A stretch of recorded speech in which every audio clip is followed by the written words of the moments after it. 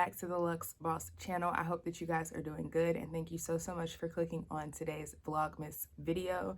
I told you guys once before that every Vlogmas was not going to be a full out vlog, but we were going to incorporate some sit down videos also. So as you can tell from today's title, I'm going to be going through some Shopify tips that I have kind of cultivated and collected, learned over the last year of having my business.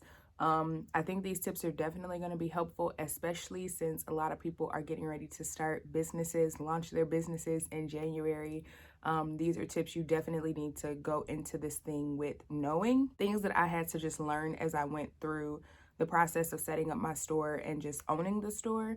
And I think these tips are also going to be helpful, especially if you're like me and you're starting from the bottom. You don't have money for a website developer or a designer or somebody to manage your site or manage your system. So these tips are definitely going to make for an effective website and an effective system. So if you're interested in Shopify tips that are definitely going to help you run your business in the coming year or just in general, let's go ahead and jump right into this video. Before we jump into the video, if you are new, welcome and thank you so much for clicking on it. Thank you so much for watching and being here with us today. If you're new, don't forget to hit that subscribe bar down below and the notification bell so you know every single time there is a new upload. And I mean, it's Vlogmas, so that just gives you a hint, a new upload every day. Also, if you are already subscribed to the channel and a part of the family, thank you so much for just being supportive and coming back to this video. Okay, so without further ado, let's hop into these Shopify tips. Okay, so Shopify tip number 1 is to not add too many apps to your store because it will begin to slow your store down. I actually experienced this recently. I didn't understand what, store speed was or anything like that. But if you go to your Shopify store in your themes that you have saved or in the theme that you're currently using, if you go to your Shopify store and go to your settings, you'll see themes. But in your themes, a little bar is going to pop up and it's going to tell you your store speed. I recently actually just talked to someone from Shopify and they basically let me know that the reason that my speed was slow because I had so many apps. You guys know you can download apps through Shopify to help you run your store, like how to creating an email list, adding fun things to your site. Like right now I have snowflakes on Luxe Aglow's website that came from an app. Things like that. You want to make sure that you don't have too many apps running at one time. So if you know there's an app that you're not using, just go ahead and disable it. You can always re-download it and install it back into your store. Okay, the next tip is something specifically for your website layout and just the design of it and how it looks. But make sure that all of your pictures are specifically cropped in the same size. Make sure that they're all uniformed. It really bugs me, and I'm pretty sure that it bugs some other, shoppers when you go on a website and all of the photos for products are completely different. You got one that's landscape, one that's portrait mode, one that's 3x4, one that's just all different types of lengths and shapes. It makes it frustrating to shop, an eyesore pretty much. You want to make sure that the website is clean. You want to make sure that the website is uniform. It just instills into the customer that they can actually trust you. This is just not some random website. This is a website, that is legit. They are actually putting some trust into your site. But there are a ton of different apps to help you crop. You could just use the regular settings that are in your phone to crop and just make sure you pick the same one each time you get ready to upload a photo to Shopify. Okay, so the next tip I think is super duper important, and this is really, really important. This is something that I got a lot of help with at the beginning of my store, and I'm grateful for that. So I'm just gonna give you guys the same tip. Shopify is so amazing because they have pre-settings for you for your policies, procedures, shipping policies, return policies, things that you wouldn't know the legal terms for or legal jargon for. It's gonna help you to pretty much have that stuff in standing. However, there are things in that Shopify policy, procedures, shipping policy, return policy that you might not necessarily want to hold up to. For example, the return policy on Shopify, I believe it'll just automatically put in you have 30 days to return, It might be a store that gives your customer 60 days to return or 90 days to return, or you might not accept returns at all. And if there was something to happen where your customer, you were having a issue with a customer, you need to be able to have legal documentation or something written, typed for them to send to them to say, hey, I'm so sorry you want to return this item, but unfortunately you are past the 60-day return policy. You need to have something. So Shopify is amazing that it does that for you. However, you definitely, when you're setting up your store, all of this stuff is going to pop up. Shopify is amazing because it literally takes you through the steps to set the store up. So that's a good thing. You very rarely will miss anything, but I do suggest spending a lot of time on the website, on the app.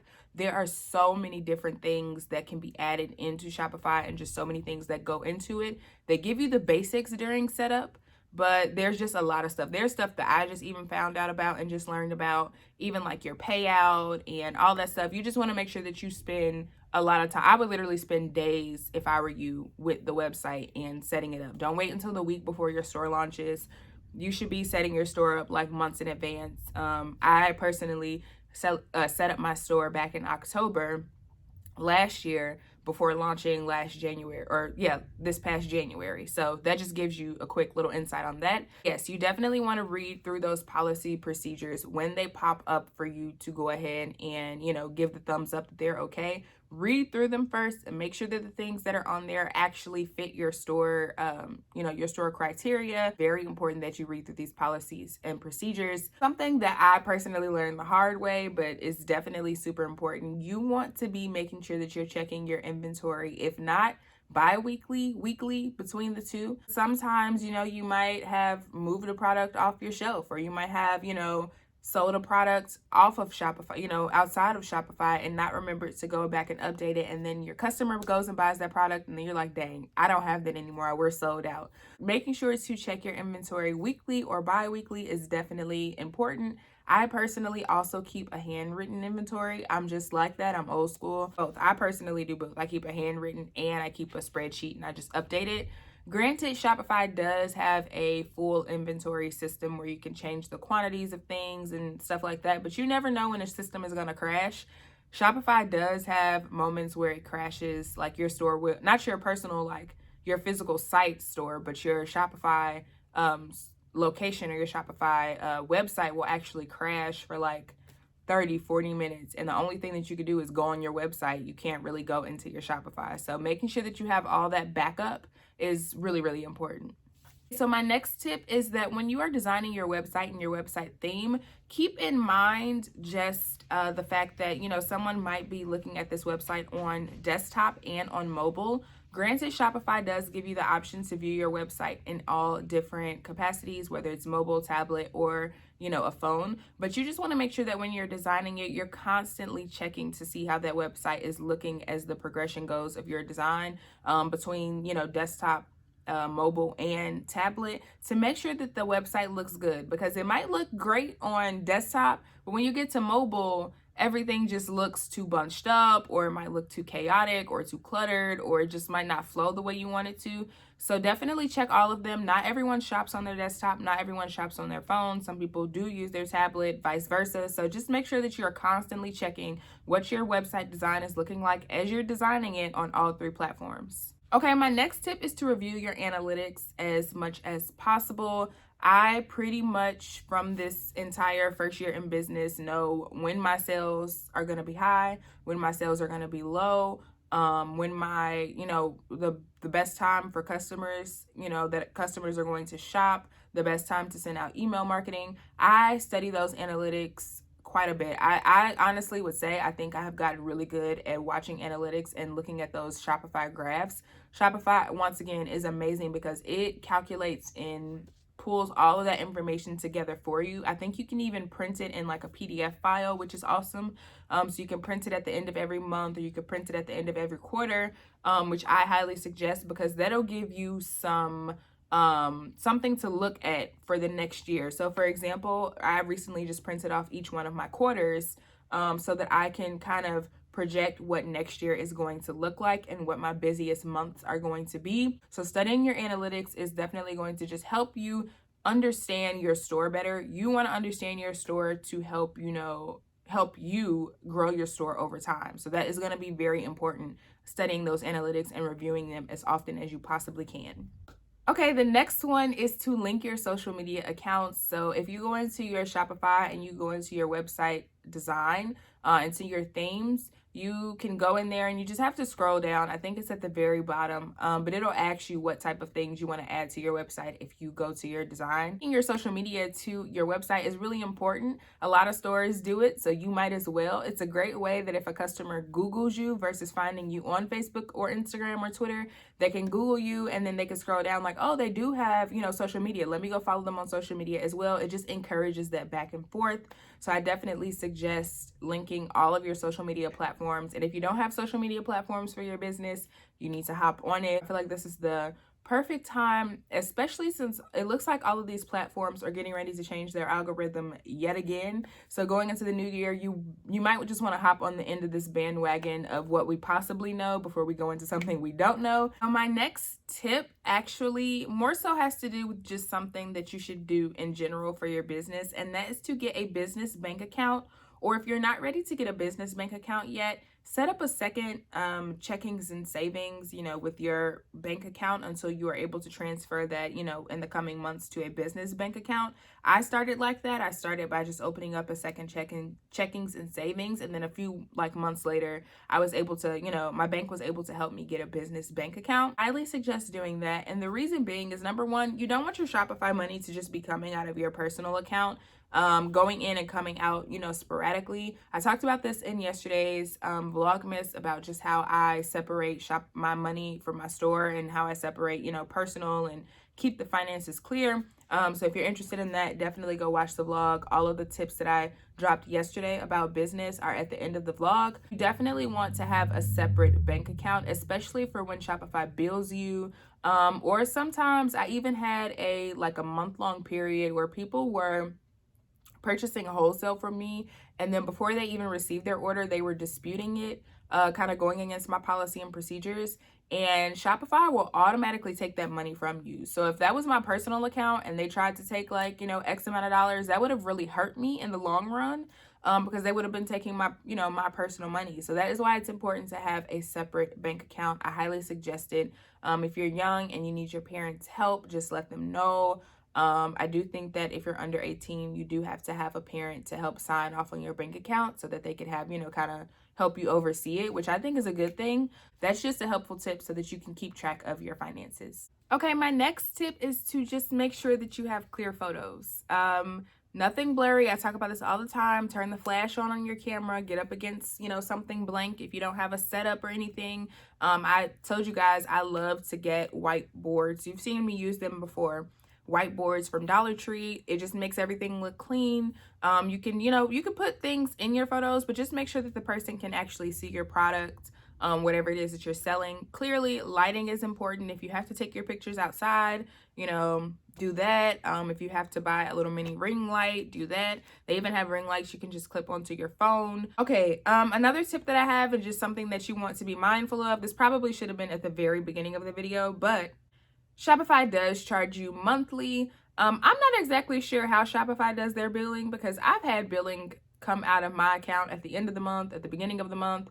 I talked about this yesterday, so I'm not gonna, harper too much over it. If you want to know about Shopify's billing policy and how they just take money at random, then you should go and watch the previous video or Vlogmas before this. But they do charge you every month, and shipping does come out of that. Basically, they just give you, when the customer pays for an order, they just give you all the money, and then they come back later and take whatever your monthly shipping was. So if you shipped, I've had them come back and take $300, $400, $500 for shipping, and it's just like, can y'all take that before? That's why you guys have seen me use some of the other shipping sites that you can kind of link to your Shopify. So definitely look into those as well. But yeah, Shopify does charge you monthly, and they do come back and take the shipping. So that's just something to be aware of. I think that's why a lot of people use Wix, if I'm not mistaken, because of that reason. So okay, something else to be aware of if you are younger, Shopify does require a picture of your ID when you're setting your store up, and verification of address, so like a piece of mail or something.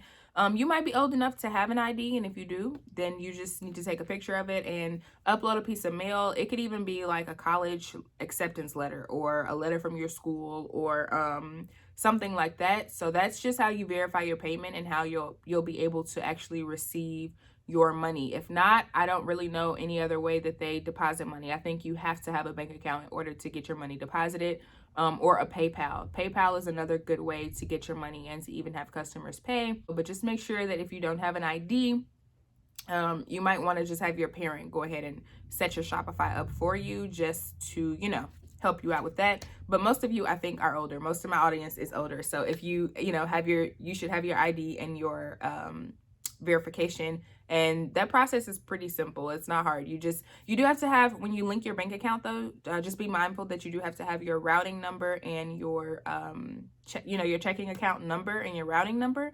So those you might need to either call your bank for, or you might have to use a check that has that information on it, or you can also use, most banks have apps now, and if you go into your app and go into your account info, your routing and checking account number should be there. The next thing that I just want to let you guys know is that Shopify does have a 24-hour support system, and I will tell you, their customer service is pretty on point. They will literally sit there and just help you figure out whatever the problem is. I have had to call Shopify a few times just for things that I didn't understand or things I didn't know. I even called them for tips once before, and they sat and did an entire kind of like, of course it's not super in-depth. It probably, you probably could hire someone to do an even more in-depth service for you. But as far as their support system goes, I find it to be helpful. They even have a chat support system. And I like the fact that they also have their customer service. Now I will tell you that it is hard to find their customer service number. You literally have to Google, and it makes you click through all of these questions on Shopify. If you search Shopify customer service, you have to click through a whole bunch of questions.